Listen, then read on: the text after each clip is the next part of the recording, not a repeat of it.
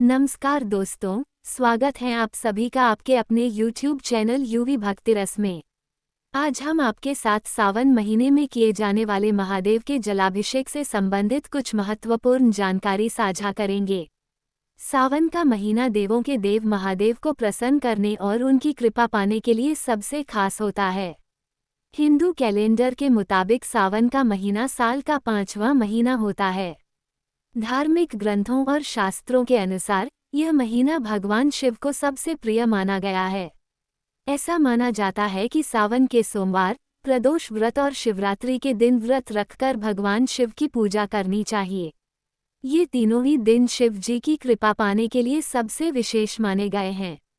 सावन के पवित्र महीने में भगवान शिव का जलाभिषेक किया जाता है। भगवान भोलेनाथ या शिवलिंग को जल अर्पित करना जलाभिषेक कहलाता है।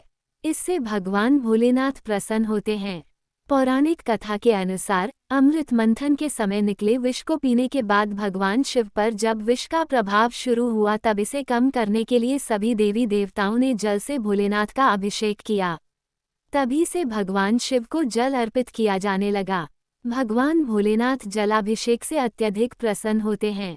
लेकिन आपको इस बात का ध्यान देने की आवश्यकता है कि शिवलिंग पर जल अर्पित करने के भी नियम होते हैं।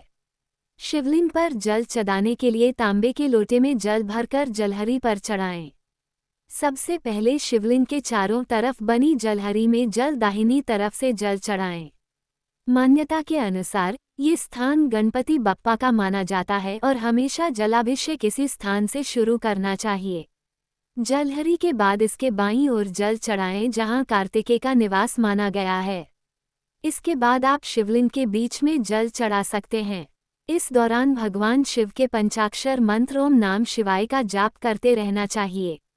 अगर आप शिवलिंग की पूजा घर में कर रहे हैं तो ध्यान रखें कि हमेशा जलाभिषेक बैठकर ही करें।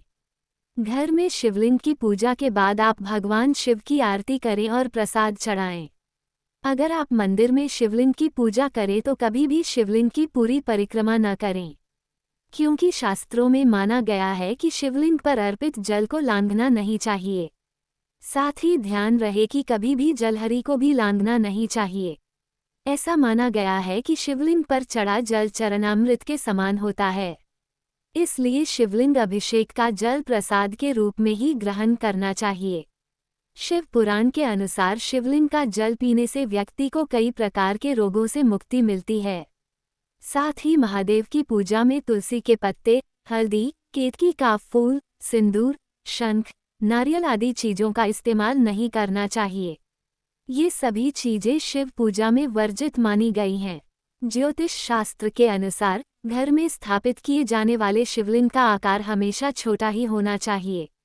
घर में अंगूठे के आकार का शिवलिंग स्थापित करना सबसे उत्तम है। इसके अलावा शिवलिंग अकेले नहीं रखना चाहिए, उसके साथ में नंदी या शिव परिवार की फोटो जरूर रखें। शिवलिंग से हमेशा सकारात्मक ऊर्जा का संचार होता है। उस ऊर्जा के प्रवाह को संतुलित करने के लिए ही शिवलिंग पर जल चढ़ाया जाता है। शिवलिंग की ऊर्जा को शांत रखने के लिए जलधारा होना जरूरी है।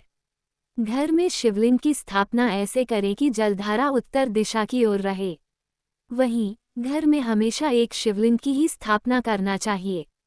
घर में एक से ज्यादा शिवलिंग की स्थापना करना अशुभ माना जाता है। आपको ये जानकारी अच्छी लगी हो तो इसको ज़्यादा से ज़्यादा लोगों के साथ शेयर करें और ऐसी ही अधिक जानकारी के लिए हमारे चैनल को लाइक, शेयर और सब्सक्राइब करें। धन्यवाद।